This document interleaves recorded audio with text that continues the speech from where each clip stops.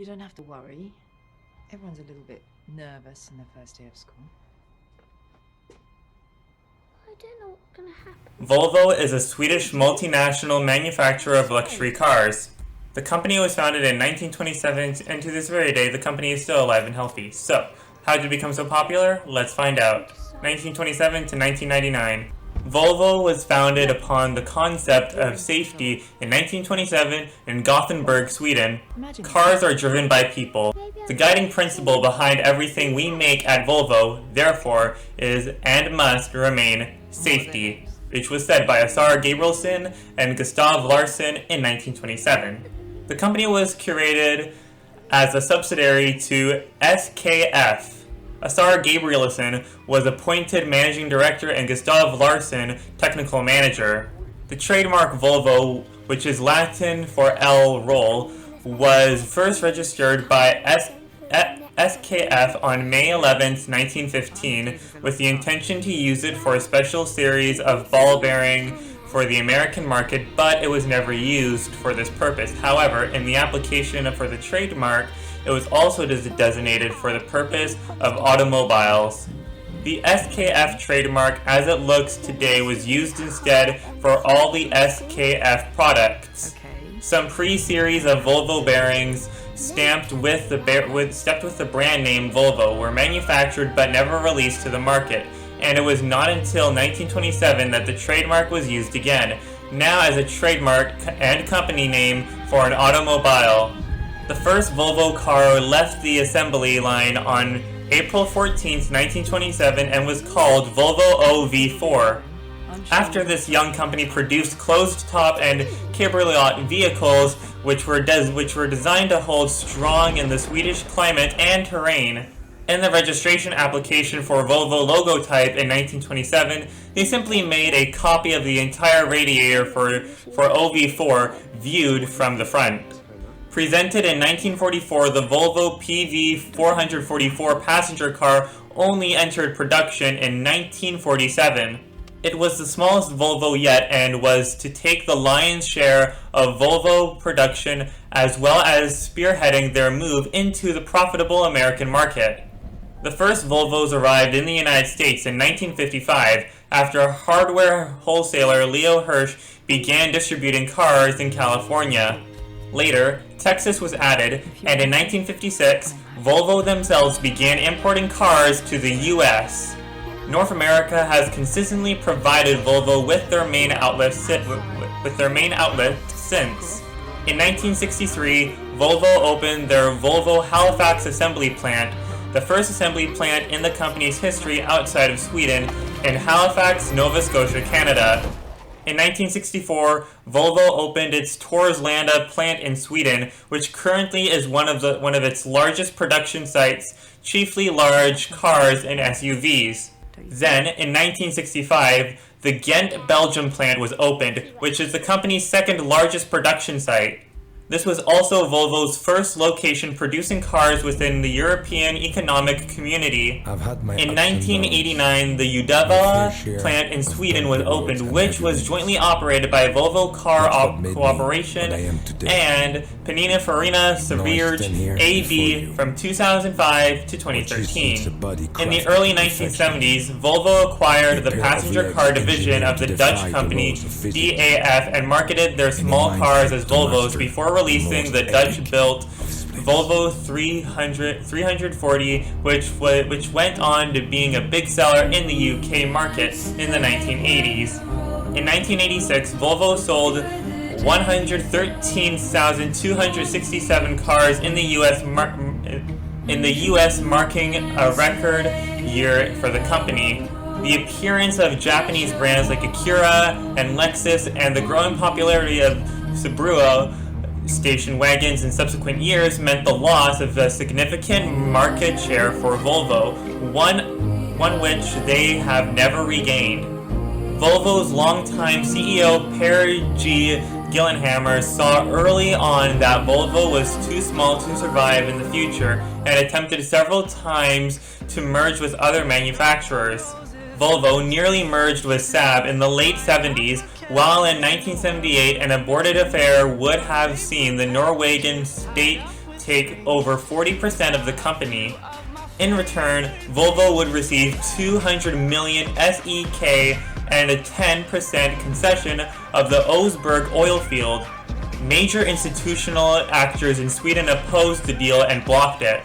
A deal to merge with Renault was blocked in 1993, mainly opposed by a Swedish Stockholders Association. A collection of Volvo's most important historical vehicles are now housed in the Volvo Museum, which opened in a permanent location in Adrenal at Hisingen on May 30th, 1995. For several years, the collection had been housed at the Blue Hangar at the then closed Torslanda Airport. In 1999, Volvo Group decided to sell its automobile manufacturing business in order to concentrate on commercial vehicles and to buy a 5% stake in Japanese automaker Mitsubishi Motors, with which Volvo Group, along with the Dutch government, had participated in a joint venture at the former DAF plant in Born, Netherlands, since 1991. Ford saw advantages in acquiring a profitable prestige mid-size European automobile manufacturer, well renowned for its safety aspects as an addition to its premier automotive group. The buyout of Volvo Cars was announced on January 28, 1999, and in the following year the acquisition was completed at a price of 6.45 billion US dollars. As a result of the divestiture, the Volvo trademark was used by two separate companies. Volvo Group, a manufacturer of trucks, buses, and construction equipment, among others, owned by Swedish interests. Volvo Car Corporation, or Volvo Cars, a manufacturer of automobiles owned by Ford Motor Company. Volvo Group completed its 5% deal with Mitsubishi in November 1999, but sold its stake back to Mitsubishi Heavy Industries in March 2001. Ford era 1999 to 2010. Volvo Car Corporation was part of Ford Motor Company's premier automotive group PAG, along with Jaguar, Aston Martin, and Land Rover. While part of the PAG, the company significantly expanded its range of vehicles. After Ford sold Jaguar Land Rover to Tata Motors of India in 2008, the company initially decided to keep Volvo Cars despite mounting losses and major economic downturns. Ford decided to restructure plans for Volvo Cars, pushing it further upmarket, alongside the lower end of Mercedes and BMW sedans, wagons, and SUV crossovers. The outcome was the luxurious second-generation Volvo S80 and the new small premium crossover Volvo XC60. When the global economic crisis of 2008 threatened the U.S. automaker, Swedish authorities became concerned about the fate of Volvo should Ford file for bankruptcy. These concerns mounted after repeated mass layoffs at Volvo. In December 2008, Ford announced that it was considering selling Volvo Cars. Initially, a sale price of $6 billion US was reported. Ford said it was also looking into the possibility of spinning off Volvo as an independent company. The Swedish government was asked to look into a possible state ownership of Volvo or a financial bailout for Volvo Cars and SAAB of GM. Former parent AB Volvo agreed to help Volvo cut costs through partnership, and suggested taking part in shared ownership of Volvo Cars as part of a larger consortium. Other rumored candidates to purchase Volvo Cars included BMW AG of Germany, Investor AB of Sweden, Chinese investors, and Russian investors.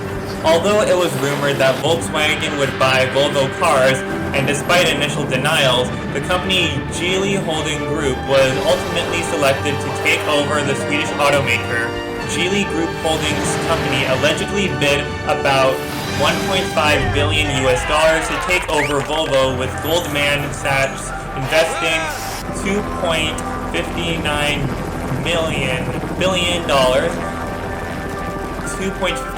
billion HK dollars, which is $334 million US, in the holding company. Geely era From 2010 to now, Ford Motor Company offered Volvo cars for sale in December 2008 after suffering losses that year. On October 28, 2009, Ford confirmed that, after considering several offers, the preferred buyer of Volvo cars was Geely Holding Group, the parent of motor manufacturer Geely Automobile. On December 23, 2009, Ford confirmed terms of the sale to Geely had been settled. A definitive agreement was signed on March 28, 2010 for $1.8 billion. The European Commission and China's Ministry of Commerce approved the deal on the 6th and 29th of July 2010, respectively. The deal was closed on August 2nd, 2010, with Geely paying $1.3 billion cash and $200 million notes. Further payments are expected with a later price true-up. It is the largest overseas acquisition by a Chinese automaker. Stefan Jacobi, formerly chief executive of Volkswagen of America, became Volvo Car Corporation's president and chief executive on August 16, 2010, replacing Stefan Odell, who became chief executive of Ford Europe. Li Shufu became Volvo Cars chairman of the board. His board members include Vice Chairman Hans-Olvid Olsen, a former president and chief executive of Volvo Cars, and Håkan Samuelsson, formerly chief executive of MAN. Under Geely ownership, Volvo has refocused its product lineup. The manufacturer has developed a new line of 3- and 4-cylinder diesel and petrol engines while eliminating larger engines.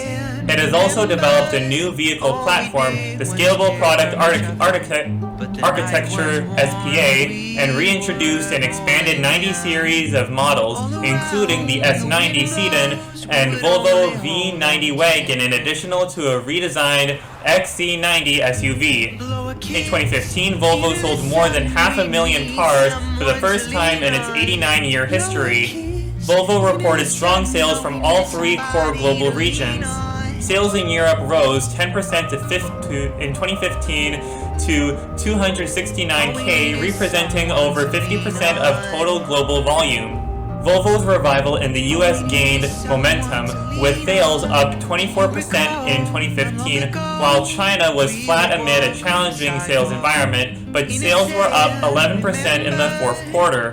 In July 2017, the automaker announced that beginning in 2019, all of its new models will include an electrical motor in their powertrain.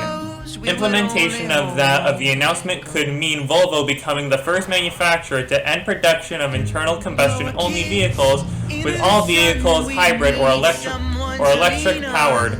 Between 2019 and 2021, Volvo plans to launch 3 electric cars under the Volvo brand and 2 more under the Polestar Performance brand. Volvo is one of the proponents of autonomous vehicles. On November 20th, 2017, Uber announced that it planned to buy up to 24,000 Volvo cars designed to accept autonomous technology between 2019 and 2021. This non-binding intent includes a plan for Uber Advanced Technologies Group to design and build the self-driving system in the XC90 SUV. In 2016, the companies announced that they planned to collaborate on the design and financing of cars with self-driving systems. Such vehicles require a different type of steering and braking mechanism, as well as sensors. The CEO of Volvo Cars, Håkan Samuelsson, made this comment in an interview. "We get support developing this car. It's also a big commercial deal." Also in 2017, Volvo announced a vehicle subscription offering called Care by Volvo, which offers a Volvo XC40 for a monthly payment that includes insurance and maintenance. Care by Volvo is offered in several European markets, such as Germany, the UK, and Italy, as well as in the US. In February 2020, Volvo and Geely announced that they had started formal discussions about a merger of business. Geely had owned 100% of Volvo, but Volvo Cars had largely been allowed autonomy with its resources.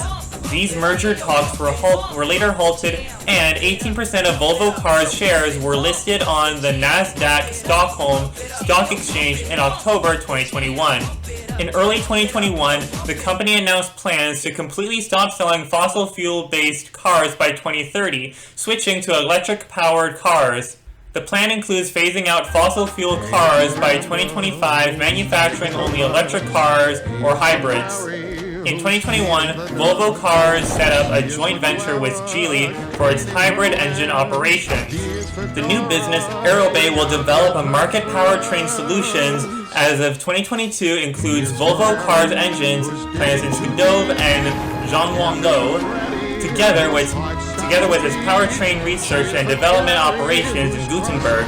And there's a history of Volvo. How did it become so popular? Well, I think it has to do with their merger with Geely and Ford. I think when they made those acquisitions, I think that's how they became very popular.